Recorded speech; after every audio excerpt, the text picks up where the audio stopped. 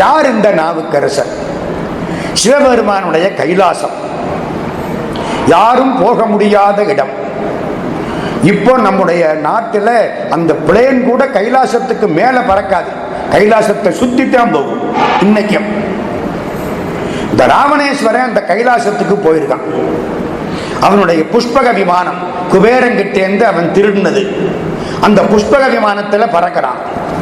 கைலாச மலை எதிர்த்தாப்புல இருக்கு. அது என்ன, இந்த மலை எதிர்த்தாப்புல இருக்கு, விளைவிக்க வேண்டாம்? எப்படி இருக்கு? அதுதான் ஆணவத்தினுடைய உச்சகட்டம். நான் இவ்வளவு பெரிய ஆளு, ராவணேஸ்வரன். உலகத்தில் ஈஸ்வரப்பட்ட ரெண்டு பேருக்கு தான். ஒன்னு பரமேஸ்வரன், இன்னும் ஒன்னு ராவணேஸ்வரன். வேற யாருக்கு ஈஸ்வரன் பட்டம் கிடையாது. நம்ம புரியாதனமா சனீஸ்வரன் சொல்லிக்கிட்டு இருக்கோம். அது சனை சரண். சனை சரண்னா மெதுவாக சஞ்சரிப்பவன். ஒவ்வொரு வீட்லையும் 2.5 வருஷம் இருந்து அந்த ஆளை உண்டு இல்லைன்னு ஆக்கிட்டு அப்புறம் தான் போவார். அதனால பயந்து போய் சனை சரண் சொல்லி அதை சனீஸ்வரன் மாத்தி விட்டான். ஈஸ்வரன் இல்லை.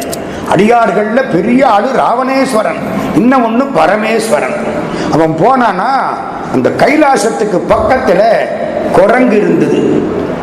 குரங்க பார்த்தான், தாண்டி போனா இவன் கண்ணுக்கு குரங்கு மாதிரி தெரிஞ்சுது.